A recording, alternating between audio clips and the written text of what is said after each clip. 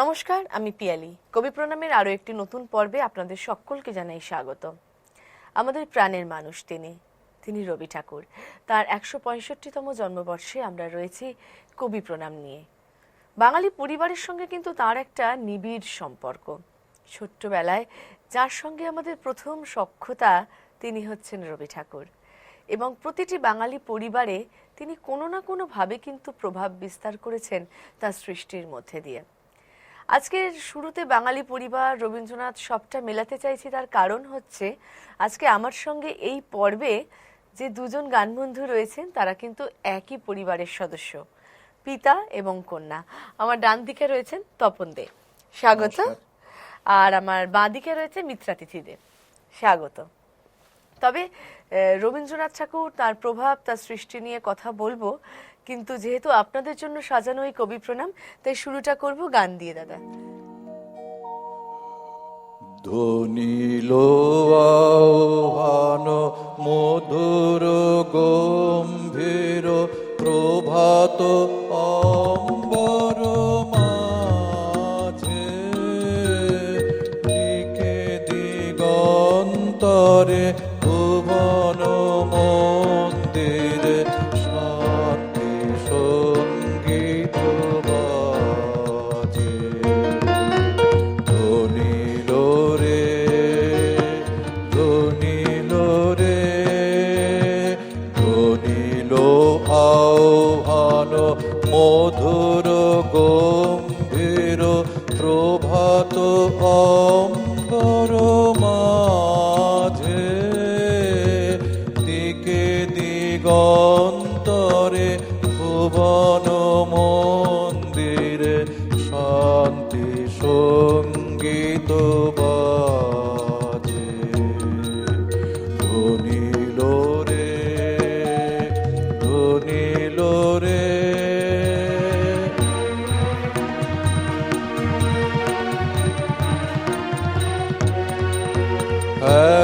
গো অন্তরে অরূপ সুন্দরে নিখিল সংসারে পরম বন্ধুরে।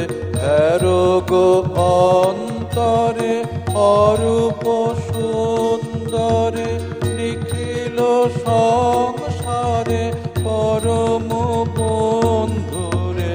এসো আনন্দিত মিলন অঙ্গনে শোভন মঙ্গল সাজে। ধ্বনিল রে ধ্বনিল রে ধ্বনিল আহ্বান মধুর গম্ভীর প্রভাত অম্বর মাঝে, দিকে দিগন্তরে ভুবন মন্দিরে শান্তি সঙ্গীত বাজে। ধ্বনিল রে ধ্বনিল রে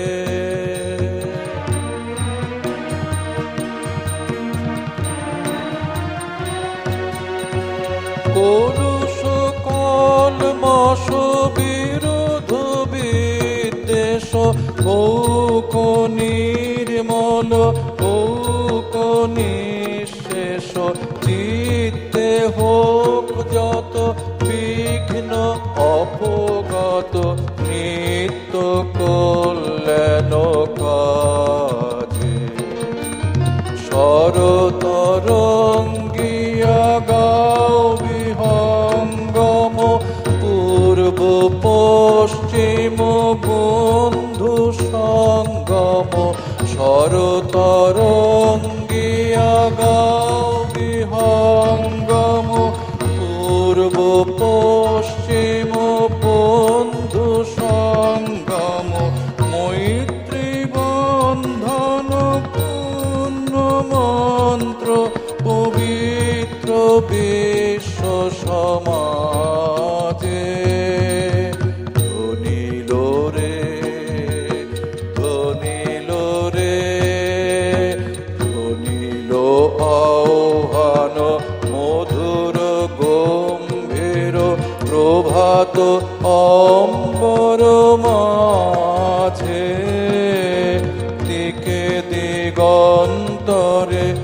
বন মন্দিরে শান্তি সঙ্গীত বাজে।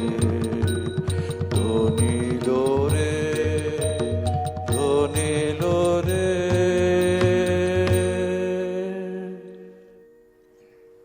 কবি প্রণামের পর্ব, আর সেই পর্বটাকে ঠিক যেভাবে শুরুতে সাজানো উচিত সেই কাজটা কিন্তু দাদা একদম দায়িত্ব নিয়ে করে দিয়েছেন।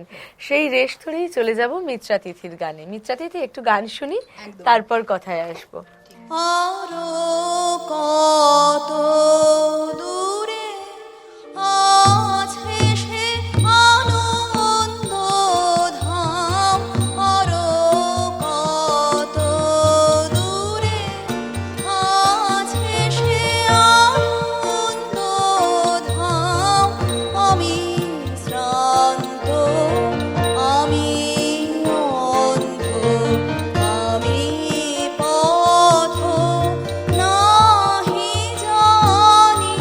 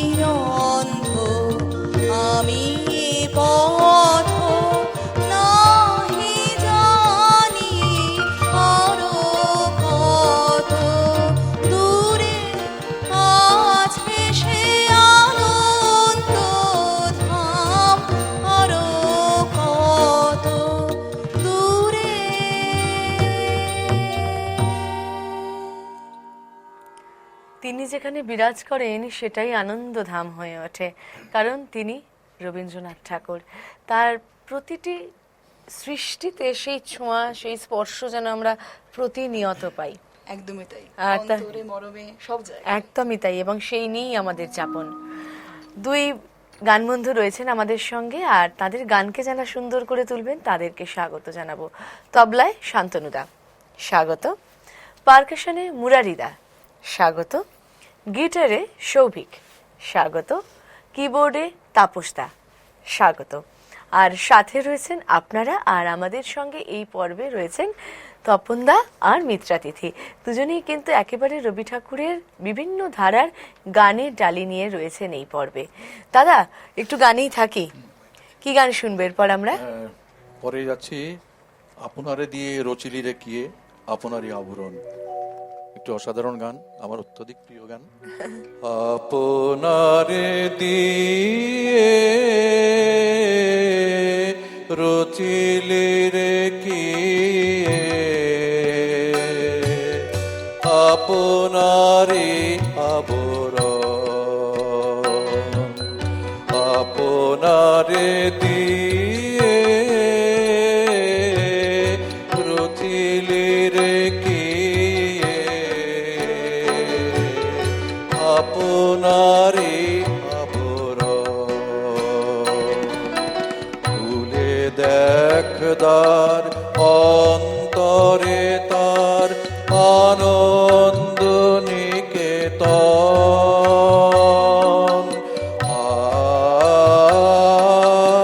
আনন্দ নিকেতন,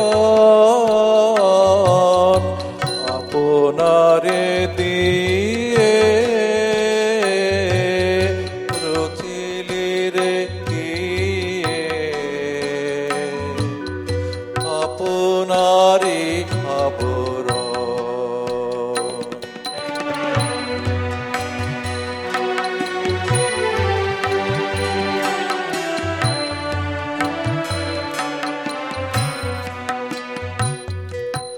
মুক্তি আজিকে নাই কোনো ধারে, আকাশ সেও যে বাঁধে কারাগারে, মুক্তি আজিকে নাই কোনো ধারে, আকাশ সেও যে বাঁধে কারাগারে, বিষ নিঃশ্বাসে তাই ভোরে আসে, নিরুদ্ধ সমীরণ, খুলে দেখদার অন্তরে তার আনন্দ নিকেতন,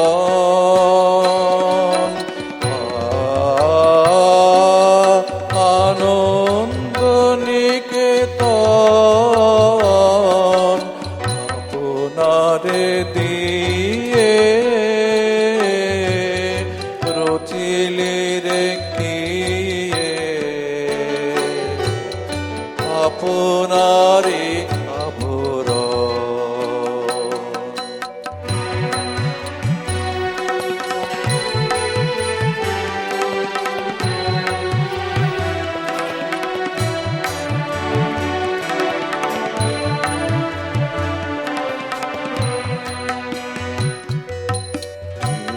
দে আড়াল ঘুচিবে আধার, আপনারে ফেল দূরে,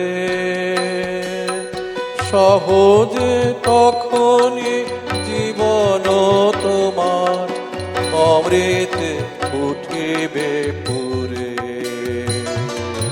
ঠেলে দে আড়াল ঘুচিবে আধার, আপনারে ফেল দূরে, সহজে তখনই জীবন তোমার অমৃতে উঠিবে পুরে, শূন্য করিয়া রাখ তোর বাঁশি, বাজাবার যিনি বাজাবে নাশি,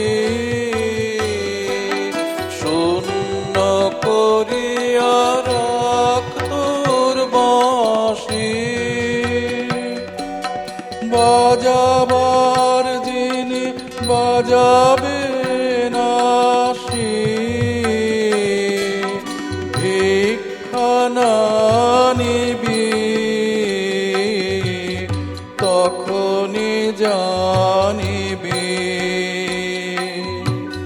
ভরা আছে তোর ধন, খুলে দেখ দ্বার অন্তরে তার আনন্দ নিকেতন,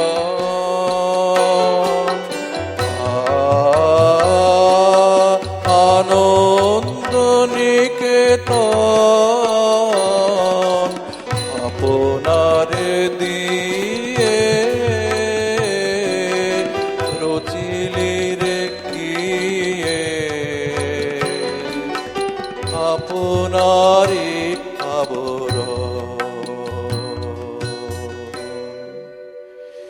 এই কথা আর কোথায় পাবো? কোথায় পাবো? সত্যি তাই, মানে প্রতিটি শব্দ, প্রতিটি লাইন যেন একেবারে অনুভব করতে হয়, এবং আমাদের উপলব্ধি অনুভবের সঙ্গে সঙ্গে এই গান যেন এক একবার এক এক রকম অর্থে ধরা দেয়। তপনদা, এই যে বাঙালি পরিবারের সঙ্গে রবীন্দ্রনাথ ঠাকুর যে জড়িয়ে যাওয়া একটা নিবিড় সম্পর্ক, এটার শুরুটা কিভাবে হয়েছিল? মানে আজকে পিতা এবং কন্যা দুজনেই রয়েছেন, তো শুরুটা কিভাবে ছিল? অ্যাকচুয়ালি দেখুন, সত্যি কথা বলতে কি, প্রথম জীবনে রবীন্দ্রনাথ কে কি কিছুই বুঝতাম না। সেই দেখতাম একটা দাড়ি, একটা লম্বা চুল, একটা লম্বা ছবি, একটা সমীহ জাগতো, একদম। কিন্তু কে তিনি কি কিছুই অনুভবে তখন আসতো না।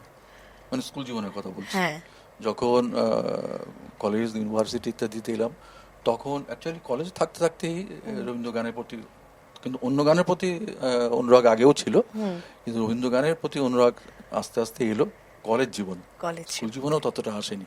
হয়তো কিছু গান ভালো লাগতো, হ্যাঁ, সেটা পার্টিকুলার কিছু particular, গান। কিন্তু সেটা কোনো অনুভব করে নয়। আপনি দেখেই কিছু গান গান ভালো ভালো লাগতো, লাগে। শুনে হয়তো সেই শিল্পীর জন্য হয়তো খানিকটা ছিল আর কি, কিন্তু সেখানে রবীন্দ্রনাথকে এইটা তখনও কিছুই অনুভবে আসেনি। যা হোক, পরবর্তীতে তারপর তো কালিদাস দত্ত মহাশয়, তাকে আমি পেলাম। মানে তিনি খুব নামকরা শিক্ষক নন, কিন্তু অসাধারণ শিক্ষক ছিলেন।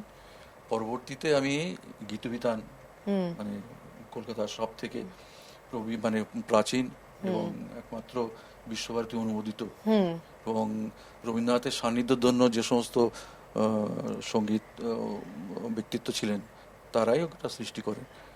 তো মূল কেন্দ্রে আমি ভর্তি হয়েছিলাম। আচ্ছা ওখান থেকে আমি গীতভারতী প্রাপ্ত হই প্রথম বিভাগে 1981 সালে।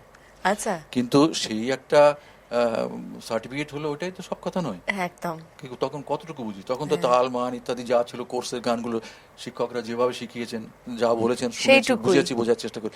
তারপরে আমি গেলাম সুবীন রায় মহাশয়ের কাছে, আচ্ছা, রবীন্দ্রনাথের গানের অন্যতম কাণ্ডারি। তার কাছেই থাকতে থাকতে আমার সুবর্ণ সুযোগ আসে জীবনে, আমি সারা জীবন মনে রাখবো সেটা, রবীন্দ্র সান্নিধ্য ধন্য শৈলজরঞ্জন মজুমদারের কাছে গান শেখার। আচ্ছা, তিনি তখন শান্তিনিকেতন থেকে কলকাতায় চলে এসেছেন। আচ্ছা, সোমেন্দ্রনাথ ঠাকুরের বাড়িতে একটা স্পেশাল ক্লাস নিতেন। একটা পরীক্ষা দিয়ে সেখানে ঢুকতে পেরেছিলাম আমি, আমার সৌভাগ্য। তার কাছে কয়েক বছর ছিলাম, খুব বেশি বছর নয়, 2 বছর 2.5 বছর মতো হবে, কিন্তু তিনি তখন অনেক বৃদ্ধ, অনেক বয়স। অনেকটা বয়স। তারপর যখন ক্লাসটা বন্ধ হয়ে গেল, তখন গেলাম সুচিত্রাদির কাছে, সূর্য আচ্ছা। মিত্র। তার কাছে প্রায় 8 বছর 8.5 বছর ছিলাম। আচ্ছা, এবং অফিসের দায়িত্ব বাড়তে বাড়তে তখন আমি অ্যাসিস্ট্যান্ট ডিরেক্টর ফিনান্স, হ্যাঁ। স্টেট গভর্নমেন্টে। সো অফিস চলে এলো সল্টলেক। আচ্ছা, আর ওটা হচ্ছে পরাশর রোড, সেই নর্থ সাউথে, সাউথে, হ্যাঁ। আর যাওয়া সম্ভব হতো না। তখন মেনকা ঠাকুরের বাড়িতে, হ্যাঁ, ওখানে প্রফুল্ল কুমার দাস মশাই, আমি তাকে মানে ঋষিতুল্য মানুষ মনে করি, তার কাছে শিখলাম কিছু বছর। আচ্ছা, তারপর আস্তে আস্তে নিজস্ব অনুধ্যান, নিজস্ব গানের স্কুল নান্দনিক, এইভাবেই ঢুকে এবং পড়লেন ছাত্রছাত্রী তিনি নিয়ে মনের অজান্তে। সেইভাবে এখনো শিখে চলেছি। একদম, এখনো শিখে চলেছেন, এই কথাটা খুব ভালো লাগলো। এতটা জীবনের এতটা পর্যায়ে পেরিয়ে এসেও এই যে শেখার কোনো বয়স হয় না, সেটা কিন্তু কিছু মানুষ সত্যিই প্রমাণ করেন। এবং এই যে অজান্তে তিনি ঢুকে পড়েছেন, দাদা এক একদিনে বললেন, এক একভাবে ধরা দেন। একদম হুম। একেবারেই তাই। এবং এক এক বয়সের মানুষের কাছে তিনি এক এক ভাবে ধরা দেন, এবং সেটাই নৃত্যতিথির দিকে সেই স্রোত বয়ে গেছে, তাই তো? একদমই তাই। একদম ছোট থেকেই হ্যাঁ, বাবার রবীন্দ্রনাথ কাছেই ঠাকুরের গান। মূলত গান শেখা শুরু, বাবার আচ্ছা। সঙ্গীত প্রতিষ্ঠান নান্দনিকে। হ্যাঁ। এবং যেটা বললে যে রবীন্দ্রনাথ কিভাবে জীবনে এলেন, আমার বাড়িতে বাবা শুধু নন, বাবা, মা, দাদা, মানে রবীন্দ্রময় পরিবার। রবীন্দ্র সাহিত্য, রবীন্দ্র সঙ্গীত, এছাড়া অন্যান্য যে তার অবদান বিভিন্ন ক্ষেত্রে, enrich না সবকিছু। হ্যাঁ, এবং মানে সেগুলো পড়লে নিজেকে এতটা, মানে কি বলবো, যেন সাগর আমাদের কাছে, একদম। আমরা এক বাটি জল তুলে নিচ্ছি কোনো মতে, এরকম মনে একদম, হয়। এবং তাতেই আমরা মনে করছি যে একটু তো ছুঁতে পারছি, ওই ছোঁয়ার আনন্দে এবং আমরা যত আছি, বয়স বাড়ছে সত্যি মানে গানের উপলব্ধি করতে পারছি। অন্যরকম। আর সঙ্গীত শিক্ষা বাবার কাছেই মূলত, এরপর গীতবিতান সঙ্গীতায়ন যেটা বাবা বললেন, আচ্ছা। সেখানে আমিও গীতভারতী প্রাপ্ত ও। প্রথম বিভাগে, এবং আমার বছরে আমি স্বরলিপি বিভাগে হাইয়েস্ট নাম্বার পেয়েছিলাম। আচ্ছা। এবং যেটা বলে যে স্বরলিপি রবীন্দ্রনাথের যে আমরা একটা কাঠামো আছে ঠিকই, কিন্তু লোকে বলে যে না মানলেও চলে, মানে নিজের মতন একটা, তা কিন্তু নয়। মানে স্বরলিপি যদি ঠিকঠাক মেনে আমরা গান গাই না, সেটা স্বয়ং সম্পূর্ণ। একদম, যা উনি লিখে গেছেন সেটাকে যদি তার উপর proper- আমরা কলম চালাতে যাব কেন? হ্যাঁ, মানে সবটা, ইভেন ইমোশনও কিন্তু ওর মধ্যে আছে। একদম। কিভাবে গাইতে হবে সেটা কিন্তু বোঝা যায় যদি একদমই ঠিক তাই। করে অনুধাবন করা যায়। একেবারেই তাই, মানে একদম আবেগে পরিপূর্ণ। গানে থাকবো চলে আমরা যাবো মিত্রা পরের থেকে। গানে, এবং যেটা আমাদের কথা থেকেই আসছে যে সুখের মাঝে তোমায় দেখেছি এবং দুঃখে তোমায় পেয়েছি প্রাণ ভরে। একদম। পরের গান আমার খুব পছন্দের গান, শুনি। সুখের মাঝে তোমায় দেখেছি, দুঃখে তোমায় পেয়েছি, পেয়েছি প্রাণ ভরে। সুখের মাঝে তোমায় দেখেছি, হারিয়ে তোমায় গোপন রেখেছি, পেয়ে আবার হারাই মিলন ভরে।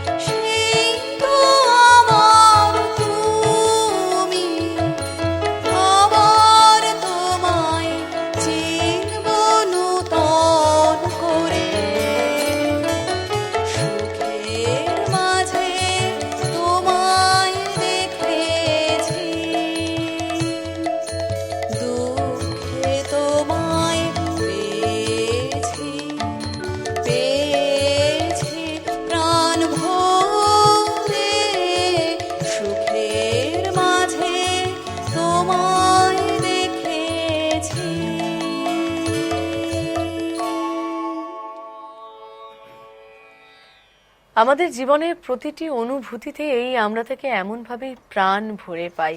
সেই জন্য বোধহয় আমরা আমাদের জীবনের চড়াই উৎরাইগুলো অতিক্রম করার সাহসটা পাই। সেখানেও রবীন্দ্রনাথ রয়েছে। এইভাবেই গানে গানে তপনদা এবং মিত্রাতিথির অপূর্ব নিবেদন, এবং সঙ্গে শান্তনুদা, মুরারিদা, সৌভিক এবং তাপসদা প্রত্যেকে অনবদ্য। এইভাবেই এগিয়ে নিয়ে যাব পর্ব। আপনার কথা আমরা একটু বলি। ধন্যবাদ দাদা। গানে থাকবো আমরা একটু। কি গান শুনবো এবারে? এবার আরেকটি প্রিয় গান, যদি হয় জীবন পুরন নাই হলো মম তব কৃপণ করে, যদি হয় জীবন পুরন নাই হলো মম তব কৃপণ করে, যদি হয়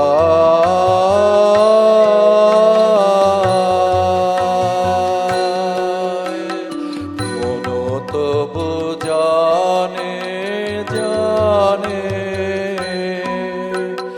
চকিত ক্ষণিক আলো ছায়া তব আলিপন আকিয়া যায় ভাবনার প্রাঙ্গণে, যদি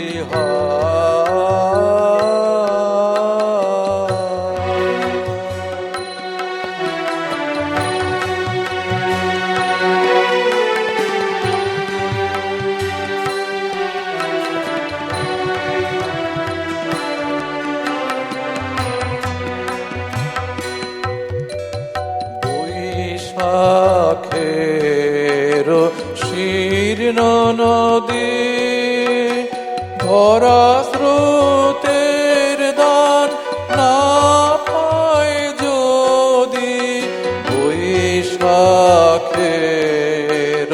শীর্ণ নদী ধরা স্রোতের দান না পায় যদি, তবু সংকুচিত তীরে তীরে ক্ষীণ ধারায় পলাতক পরশখানি দিয়ে যায়, পিয়াসী লয় তাহা ভাগ্যমানি, যদি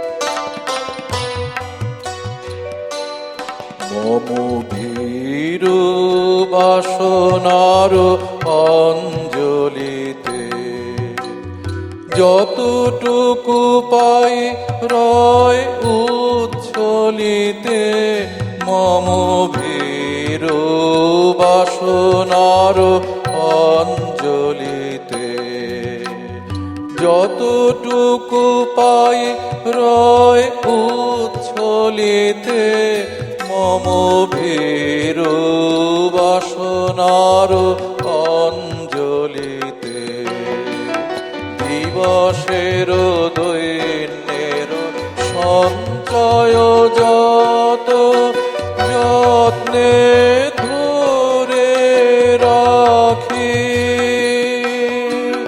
দিবসের দৈন্যের সঞ্চয় যত যত্নে ধরে রাখি, সে যে রজনীর স্বপ্নের আয়োজন, যদি জীবন পুরন নাই হলো মম তব কৃপণ করে, যদি হয়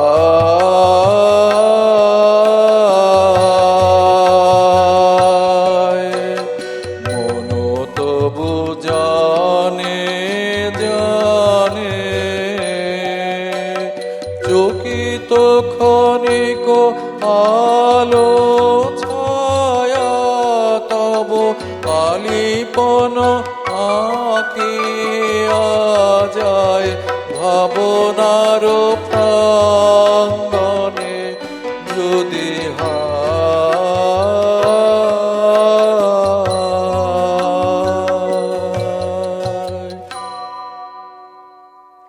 আজকে কবি প্রণামের এই পর্বে তপনদা এবং মিত্রাতিথি এত সুন্দর সুন্দর গানের ডালি নিয়ে রয়েছে যে মনে হচ্ছে সুরেই থাকি। মিত্রাতিথি, তপনদা যেমনটা বললেন যে কলেজে পড়তে রবীন্দ্রনাথের কিছু গান শোনা, ওই কিছু গান ভালো লাগা, তারপর ধীরে ধীরে ভালো লাগা। তোমার সঙ্গে রবীন্দ্রনাথ ঠাকুরের সখ্যতাটা কিভাবে শুরু হলো? গান থেকেই বলা যায়। বাড়িতে গান শুনে বড় হওয়া, বাবার কাছে এত ছাত্রছাত্রী এত বছর ধরে শিখছেন, শুরু সেখান থেকে, সুর দিয়ে প্রথম শুরু, এরপরে বাণী, আস্তে আস্তে যেটা বাবাও বলেন এবং নিজেও উপলব্ধি করি, রবীন্দ্রনাথের গান গাইতে গেলে আগে পড়তে হবে বারবার। একদম, একেবারে কি বলতে চেয়েছেন, কেন বলতে ভেতরে চেয়েছেন। ঢুকতে হবে। এবং আরো আমার যেটা এখন মনে হয়, কোন বয়সের রচনা, হ্যাঁ। সেই সময় সামাজিক পরিস্থিতি কি ছিল, বা সেই সময় তিনি আর কি লিখছেন, মানে সাহিত্য বলছি, একদম এইটা যদি আমরা মিলিয়ে ম্যাপিং করে পড়তে পারি, আমার যেটা মনে হয় যে আরো ভালো বোঝা যায় যে কিভাবে গাইতে হবে গানগুলো। একদমই, এটাকে উপলব্ধি করা যায় একদম। এবার বাড়িতে বাবা মা এবং দাদা এবং আমিও অনেক বই পড়ি রবীন্দ্রনাথের, বা সেই সময়কার তার ঠাকুর বাড়ির পরিবারের। আমি তো বলবো দেবেন্দ্রনাথ ঠাকুরের বিশাল অবদান, মানে জ্যোতিরিন্দ্রনাথ ঠাকুর, দেবেন্দ্রনাথ ঠাকুর এবং রবীন্দ্রনাথের বাকি যে দাদারা আছেন, বা সবাইকে না পেলে হয়তো তিনি রবীন্দ্রনাথ হয়ে উঠতেন না, দীনেন্দ্রনাথ ঠাকুর, তারপরে সবাই আর কি। একজন মানুষের জীবনে এতজন মানুষের অবদান, একদম। এবং সেগুলো পড়ার পর বুঝতে পারি তিনি কেন এতটা এগোতে পেরেছিলেন, মানে ঠাকুর বাড়ির যে কতটা অবদান বাঙালি জীবনে, সেটা যদি বাঙালিরা আমরা একটু বুঝতাম ভালো হতো। একদম, একেবারেই তাই। একটু গানে থাকে একদম। পরের গানটি নয়নও তোমারে পায় না দেখিতে, এবং এইটি কবির 25 বছর বয়সের রচনা, এবং এইটি আমরা হয়তো অনেকেই জানি ঘটনাটা। এটা, এই গানটি শোনার পর দেবেন্দ্রনাথ ঠাকুর এতটাই মানে অবাক হয়েছিলেন যে 25 বছর বয়সে কি করে রবীন্দ্রনাথ এই গান লিখতেন, এবং তারপরে মানে বলেছিলেন যে দেশের রাজা যদি ভাষা বুঝিত তাহলে কবিকে পুরস্কৃত করতেন। একদম। সেখানে তিনি তারপর নিজে 500 টাকা চেক দেন কবিকে এই গানটার জন্য। চলে যাবো গানে। নয়ন তোমারে পায় না দেখিতে, রয়েছো নয়নে নয়নে, নয়ন তোমারে পায় না দেখিতে, রয়েছো নয়নে নয়নে, হৃদয় তোমারে পায় না জানিতে, হৃদয় তোমারে পায় না জানিতে, হৃদয়ে রয়েছো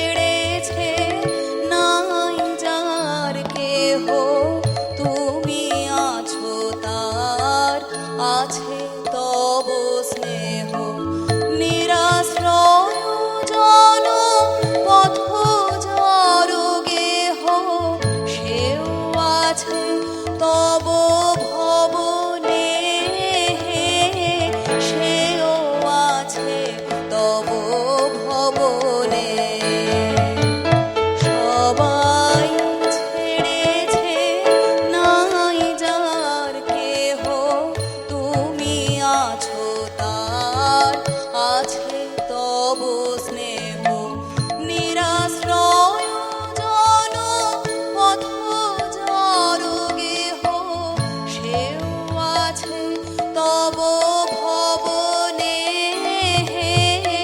সেও আছে তব ভবনে তুমি ছাড়া কেহ সাথী নাই আর সমুখে অনন্ত জীবন বিস্তার তুমি ছাড়া কেহ সাথী নাই আর সমুখে অনন্ত জীবন বিস্তার কাল পারাবার করিতেছ পার কেহ নাহি জানে কেমনে রয়েছ নয়নে নয়নে নয়ন তোমারে পায় না দেখিতে রয়েছ নয়নে নয়নে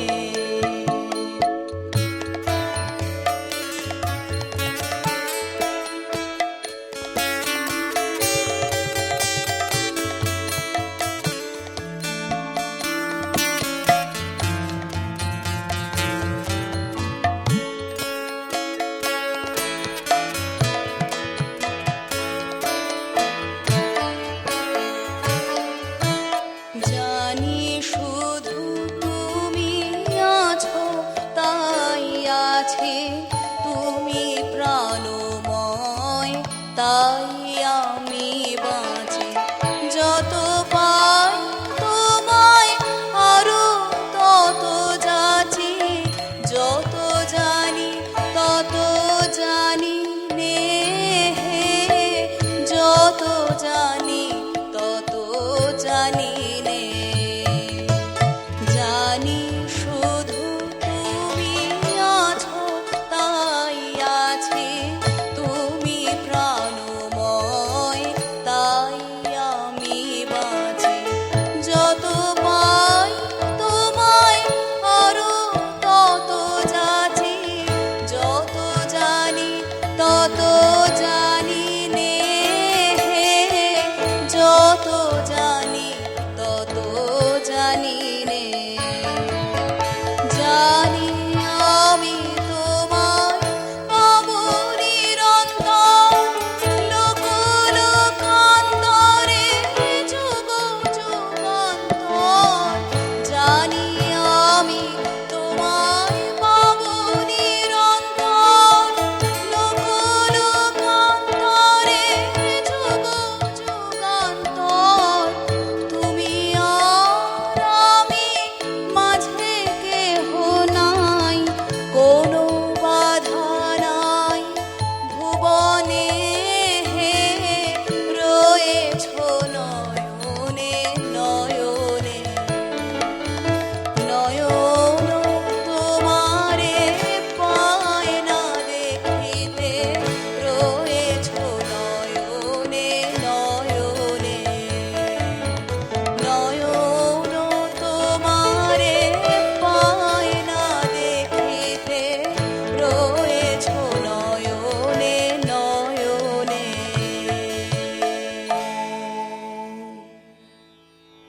আমাদের নয়নে আমাদের হৃদয়ে সর্বদাই তার অবস্থান এবং আমরা প্রতি মুহূর্তে তাকে আরো একটু বেশি করে কাছে পাওয়ার চেষ্টা করি আরো একটু বেশি করে অনুভব করার চেষ্টা করি আরো একটু বেশি করে উপলব্ধি করার চেষ্টা করি এবং তার যে জীবন দর্শন সেটা বোধহয় আমাদেরকে একটু বেশিই ভাবায় তাই না দাদা নিশ্চয়ই। এই যে দেখুন না, মাত্র 25 বছর বয়স, হ্যাঁ কি নিবেদন, কি আত্মসমর্পণ, মানে অকল্পনীয়। কিন্তু একদম তখন তাকে কি মনে হয় যে তিনি বোধহয় শুধু ঈশ্বরের প্রতি তার ভক্তি, একদম তা তো নয়। একদম তা নয় পরবর্তীকালে আমরা কি দেখলাম, তার মানুষের প্রতি তার প্রেম, একদম ভালোবাসা, প্রকৃতির প্রতি প্রেম। তার এই যে ঈশ্বর, প্রেম, প্রকৃতি, এই ত্রিবেণী সঙ্গমে কিন্তু তার সমগ্র রচনা একদম আমরা যদি একটু অনুধাবন আন্দোলিত করতে পারি, হচ্ছে। তাই না? একদম এই যে একেবারে যত তাই। পাই তোমায় আরো তত যাচ্ছি, যত একদম। জানি তত জানি নেই। একদম। এটা যেন কবির ক্ষেত্রে একদমই সঠিক। একদম মানে যত জানছি- আমাদের মনের কথা ওনাকে ঘিরে। আমাদের সব থেকে আরো মানে কি বলবো, মানে আমাদের অবাক করে যে মৃত্যুকে উনি যেভাবে অনুভব করেছেন, হ্যাঁ। এবং কত মৃত্যু যে তিনি দেখলেন, এবং তার মধ্যে থেকে তার সৃষ্টিশীল মন, সৃষ্টিশীলতা কিন্তু কখনো বিঘ্নিত হলো না, হলো না, বরং যেন আরো বেরিয়ে এলো। একেবারে তার মধ্যে থেকে উত্তরণ ঘটিয়ে কিভাবে তিনি একের পর এক এই রত্নরাজি আমাদের দিয়ে গেলেন। একদম আমাদের দায়িত্ব একটু সেগুলোকে একটু সামলে যত্ন রাখা, করে, একটু যত্ন করে সামলে রাখা। রাখা, একটু যত্ন রাখা, তাই না? একটু গানে থাকি দাদা। না। তুমি হঠাৎ হাওয়ায় ভেসে আসা ধন, তুমি হঠাৎ হাওয়ায় ভেসে আসা ধন, তুমি হঠাৎ হাওয়ায়, তাই হঠাৎ পাওয়ায় চমকে ওঠে মন, তুমি হঠাৎ হাওয়ায় ভেসে আসা ধন, তুমি হঠাৎ হাওয়ায়।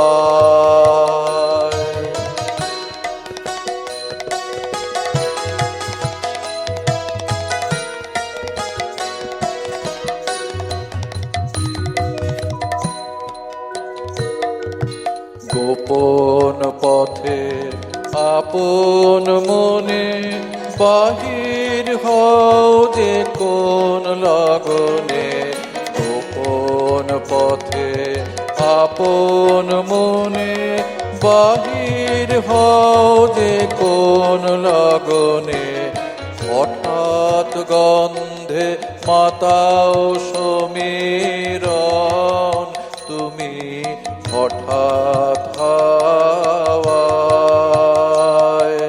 ভেসে আসা ধন, তুমি হঠাৎ হাওয়ায়।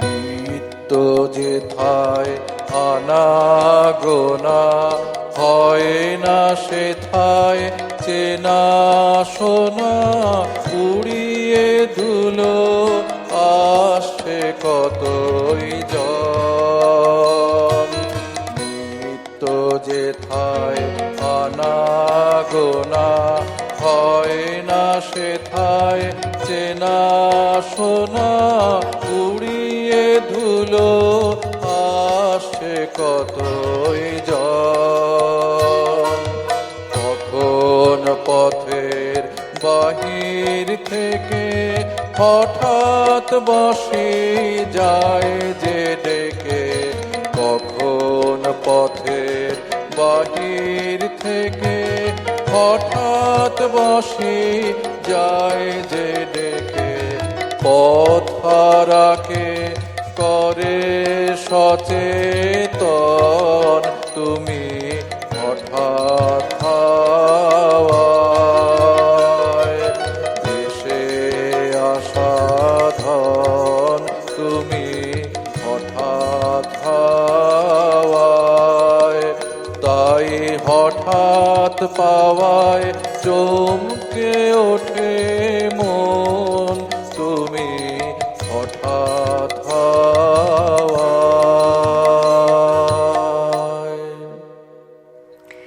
রয়েছি গানে গানে, সরাসরি মিত্রাতিথির গানেই চলে যাব, কারণ একটা অদ্ভুত আবেশ তৈরি হয়ে গেছে আমাদের স্টুডিওতে। গানেই থাকবো। একদম পরের গান আমার নাইবা হলো পারে যাওয়া। আমার নাইবা হলো পারে যাওয়া, আমার নাইবা হলো পারে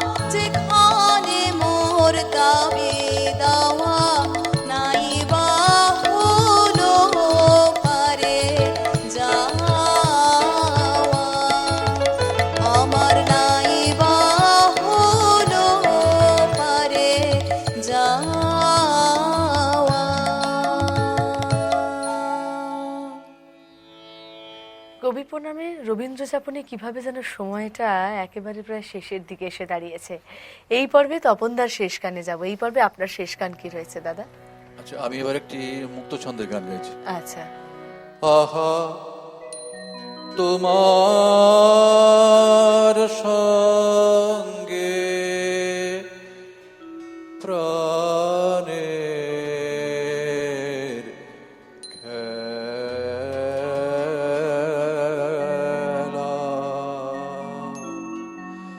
আহা তোমার সঙ্গে প্রাণের খেলা,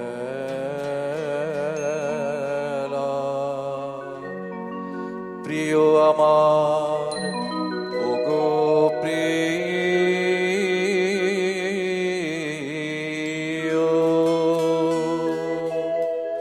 বড় উতলা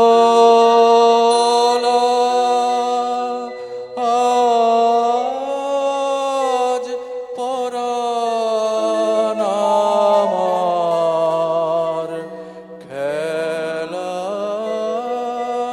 হার মানবে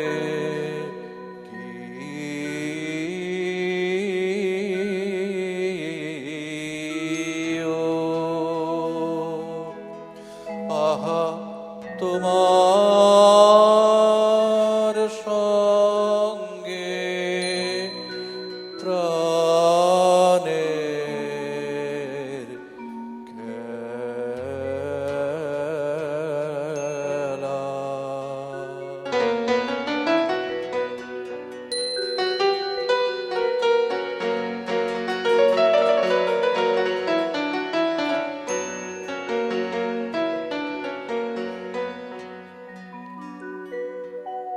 কেবল তুমি কি গো এমনি ভাবে রাঙিয়ে মোরে পালিয়ে যাবে, কেবল তুমি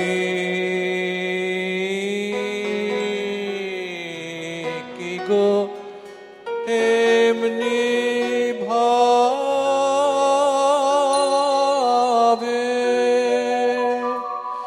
রাঙিয়ে মোরে পালিয়ে যাবে, তুমি সাধ করে নাথ ধরা দিয়ে, তুমি সাধ করে নাথ ধরা দিয়ে আমার রং বক্ষে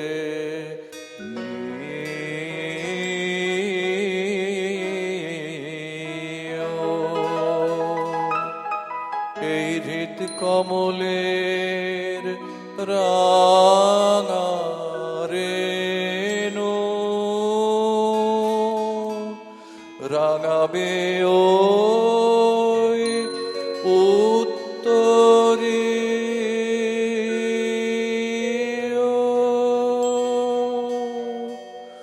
আহা তোমার সঙ্গে প্রাণের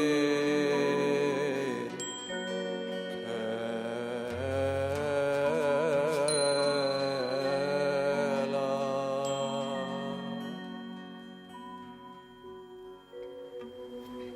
গান শুনতে শুনতে এই পর্বের একেবারে শেষ প্রান্তে এসে দাঁড়িয়েছি। পর্ব শেষ করার আগে অবশ্যই ধন্যবাদ জানাবো শান্তনুদাকে, মুরারিদাকে, সৌভিককে এবং তাপসদাকে আন্তরিকভাবে ধন্যবাদ জানাই। কেমন লাগলো দাদা এখানে এসে? খুব ভালো, খুব আনন্দ পেয়েছি। এর আগেও তো আমরা এসেছি। হ্যাঁ, একদম, আমরাও আবারও অপেক্ষায় রইলাম। মিত্রা তিথি, কেমন লাগলো বলো? অবশ্যই চ্যানেল ওয়ান তো আমাদের নিজস্ব জায়গা, পরিবারের মতোই। তোমরাও খুব আমাদের ভালো খুব লাগলো। প্রিয়, খুব অনেক ভালোবাসা। ধন্যবাদ। তোমার গান দিয়ে এই পর্ব শেষ করব। শেষ গান কি রয়েছে? তোমারই ঝর্ণাতলার নির্জনে। তোমারই ঝর্ণাতলার নির্জনে মাটির এই কলস আমার ছাপিয়ে গেল কোন ক্ষণে, তোমারে ঝর্ণা তলার নির্জনে। মাটির এই কলস আমার ছাপিয়ে গেল কোন ক্ষণে, তোমারে ঝর্ণা তলার নির্জনে।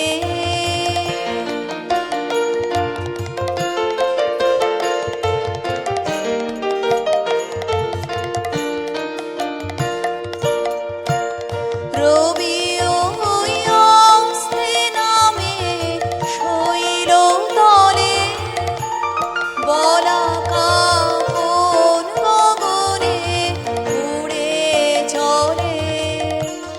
রবি ওই অস্তে নামে শৈল তলে, বলাকা কোন গগনে উড়ে চলে। আমি এই করুণ ধারার কলকলে নীরবে কান পেতে রই অনমনে, তোমারে ঝর্ণা তলার নির্জনে।